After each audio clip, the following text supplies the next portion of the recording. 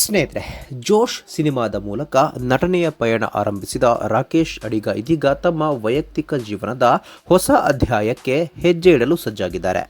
ತಮ್ಮ ಮದುವೆ ಹಾಗೂ ಬಾಳ ಸಂಗಾತಿಯ ಬಗ್ಗೆ ಸ್ವತಃ ರಾಕೇಶ್ ಅವರೇ ಮಾಹಿತಿ ಹಂಚಿಕೊಳ್ಳುವ ಮೂಲಕ ಅಭಿಮಾನಿಗಳಿಗೆ ಗುಡ್ ನ್ಯೂಸ್ ನೀಡಿದ್ದಾರೆ. ತಮ್ಮ ಜೀವನ ಸಂಗಾತಿಯ ಬಗ್ಗೆ ಮಾತನಾಡುತ್ತಾ ರಾಕೇಶ್, ನನಗೆ ಬೇಕಾಗಿರೋ ಥರ ಹುಡುಗಿ ಅನ್ನೋದಕ್ಕಿಂತ ನನಗೆ ಅವಶ್ಯಕತೆ ಇರುವಂತಹ ಹುಡುಗಿ ಸಿಕ್ಕಿದ್ದಾರೆ. ನಾನು ಒಬ್ಬ ಬೆಟರ್ ಪರ್ಸನ್ ಆಗೋದಕ್ಕೆ ಯಾವ ಥರ ಬೇಕೋ ಆ ಥರ ಹುಡುಗಿ ಸಿಕ್ಕಿದ್ದಾರೆ ಎಂದು ಸಂದರ್ಶನವೊಂದರಲ್ಲಿ ಸಂತಸ ಹಂಚಿಕೊಂಡಿದ್ದಾರೆ. ಮುಂದಿನ ವರ್ಷ ಮದುವೆ, ನನಗೆ ತುಂಬ ಸಿಂಪಲ್ ಆಗಿ ಮದುವೆ ಆಗಬೇಕು ಅಂತ ಇಷ್ಟ. ಆದರೆ ಹೆಣ್ಣು ಮಕ್ಕಳಿಗೆ ಆಸೆ ಇರುತ್ತಲ್ವಾ, ಅದು ಡಿಸ್ಕಷನ್ನಲ್ಲಿದೆ. ಅವರ ಆಸೆ ಜೊತೆಗೆ ನಮ್ಮ ಆಸೆಯನ್ನು ಸೇರಿಸಿ ಕಾಮನ್ ಗ್ರ್ಯಾಂಡ್ನಲ್ಲಿ ಮದುವೆ ಮಾಡಬಹುದಾ ಅಂತ ಡಿಸ್ಕಷನ್ನಲ್ಲಿದೆ ಎಂದು ರಾಕೇಶ್ ಅಡಿಗ ಹೇಳಿದ್ದಾರೆ.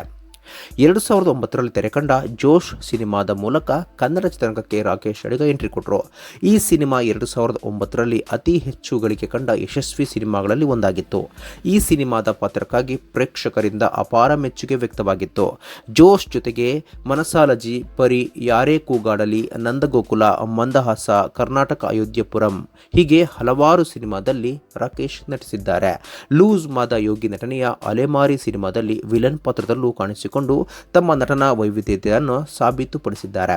ಇತ್ತೀಚೆಗೆ ನಾನು ಮತ್ತು ಗುಂಡಾ 2 ಸಿನಿಮಾದಲ್ಲೂ ನಟಿಸಿದ್ರು. ಒಟ್ಟಾರೆಯಾಗಿ ರಾಕೇಶ್ ಅಡಿಗ ಅವರು ಈಗ ದಾಂಪತ್ಯ ಜೀವನಕ್ಕೆ ಕಾಲಿಡುತ್ತಿರುವುದು ಅವರ ಅಭಿಮಾನಿಗಳಲ್ಲಿ ಸಂತಸ ಮೂಡಿದೆ.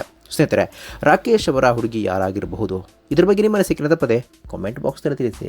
ಸ್ನೇಹಿತರೆ, ವಿಡಿಯೋ ಇಷ್ಟ ಆಗಿದ್ರೆ ಲೈಕ್ ಮಾಡಿ, ಶೇರ್ ಮಾಡಿ, ಚಾನಲ್ನ ಸಬ್ಸ್ಕ್ರೈಬ್ ಮಾಡಿ, ಹಾಗೆ ಬೆಲ್ ಐಕನ್ನ ಕ್ಲಿಕ್ ಮಾಡಿದ್ರೆ ಹೊಸ ವಿಡಿಯೋನ ನೀವು ಮಿಸ್ ಮಾಡೋದೇ ಇಲ್ಲ.